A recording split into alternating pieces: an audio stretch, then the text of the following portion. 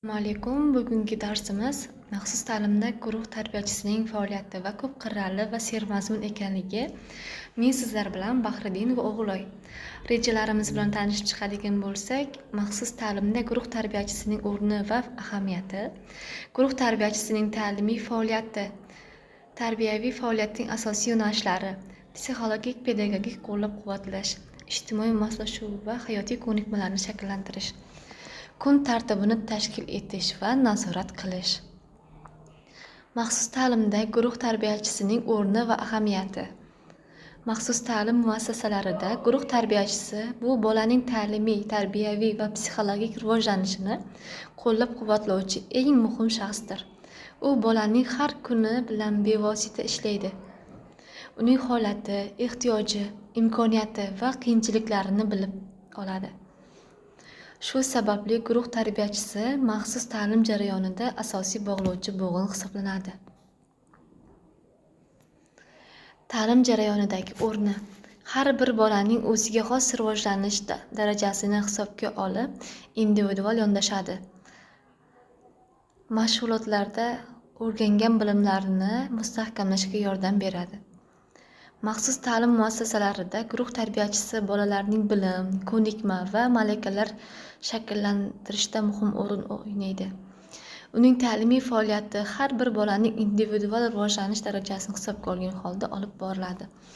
Mashg'ulotlarni rejalashtirishda har bir bola imkoniyatini inobatga olgan holda kunlik, haftalik va oylik rejalar tuzishda ta'lim mazmunini yengildan murakkabga qarab individual rivojlantirish ko'rsatkichlari kuzatiladi. Qiyinchiliklar bor bolalarga alohida qo'shimcha mashg'ulotlar tashkil etiladi. Bilimlarni mustahkamlab, dars jarayonida o'tilgan mavzularni turli o'yinlar, mashqlar orqali mustahkamlaydi. Amaliy faoliyatlar, rasm, qurilish, sensor mashqlar, harakatli o'yinlar orqali ta'limni boyitadi. Ta'limiy muhit yaratishda guruh xonasi, o'quv qurollar, ko'rgazmali materiallar, vizual vositalar bilan boyitiladi. Bolalarning yosh va imkoniyatlariga mos o'quv materiallarini tanlaydi. Nutq va fikrlash rivojlantirishni, so'z boyligini oshirish, to'g'ri talaffuzni shakllantirish uchun mashqlar bajariladi. Savol-javob, suhbat, hikoya tuzish kabi metodlarni foydalanadi. Mustaqil ishlash ko'nikmalarini shakllantirishga, berilgan topshiriqlarni o'z vaqtida bajarishga, tartib bilan ishlashga o'rgatadi. Kichik guruh va individual shakldagi faoliyatni tashkil etadi. Tarbiyaviy faoliyatning asosiy yo'nalishlari. Axloqiy tarbiya, kattalarga hurmat, kichiklarga mehr ko'rsatish, tartib intizomga amal qilishni o'rgatadi. Halollik, odob, adolat, tozalik kabi tushunchalarni kundalik faoliyatda mustahkamlaydi.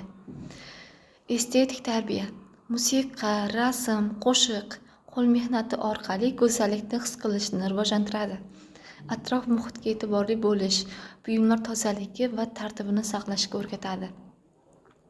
Mehnat tarbiyasi, oddiy topshiriqlar, o'yinchoqlarni yig'ish, joyni tartibga keltirish, vazifalarni navbat bilan bajarishni o'rgatadi. Mustaqillik va mas'uliyatni kuchaytiradi. Jismoniy tarbiya, harakatli o'yinlar, ertalabki badan tarbiya, sayrlar orqali sog'lom turmush tarzini shakllantiradi. Muhofaza, xavfsizlik qoidalarini o'rgatadi. Tarbiyaviy faoliyatning asosiy yo'nalishlari. Guruh tarbiyachisining tarbiyaviy faoliyati bolalarning shaxsiy sifatlarini, xulq-atvorini, madaniyatini va ijtimoiy munosabatlarini shakllantirishga qaratilgan hamda barcha bolalarning teng ta'lim olishi va tengligida o'sib barkamol avlod bo'lishi uchun dastlabki mashg'ulotlardan biri hisoblanadi.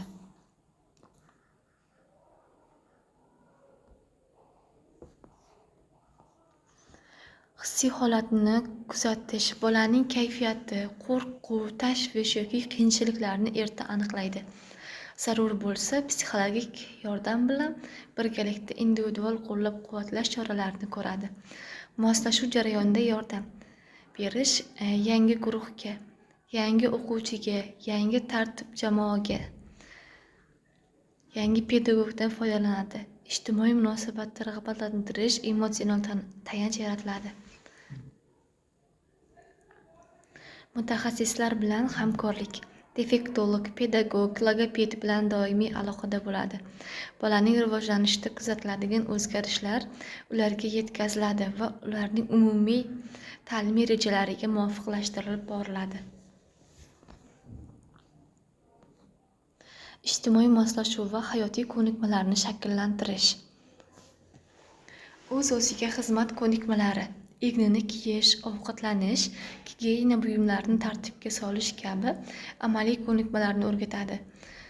Mustaqillik va o'ziga ishonchni oshiradi.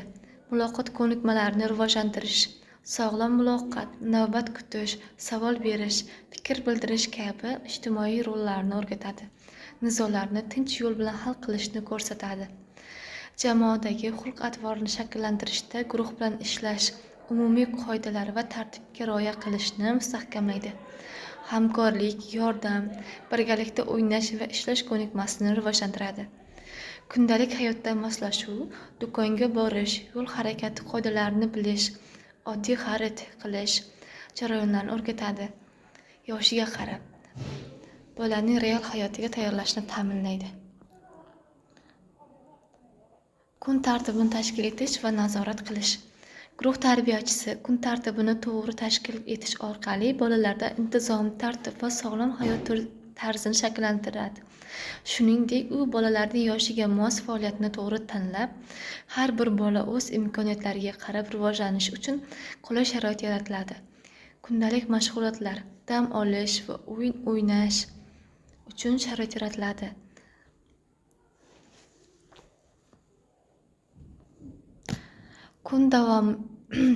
Kun davomiy jarayonlarni rejalashtirish, ertalabki qabul, nonushta mashg'ulotlari, o'yin, dam olish, sayr, kechki faoliyat kabi jarayonlarni tartibni boshqaradi. Tibbiy gigiyena talablariga rioya qilish, qo'l yuvish, ovqatlanish qoidalari, tozalik, xavfsizlik qoidalarini nazorat qilish. Bolaning sog'ligini o'zgarish sezilsa, shifokor bilan bog'lanadi. Vaqtni to'g'ri tashkil etish, og'ir faoliyatdan keyin yengil mashg'ulotlarni berish, bolaning charchab qolmasligi uchun dam olish vaqtini amal qilish. Bu kabilar bolaning rivojlanishi, o'sishi hamda barkamol avlod bo'lib rivojlanishiga katta yordam beradi. Sizlar bilan mavzumiz tugadi. E'tiboringiz uchun rahmat.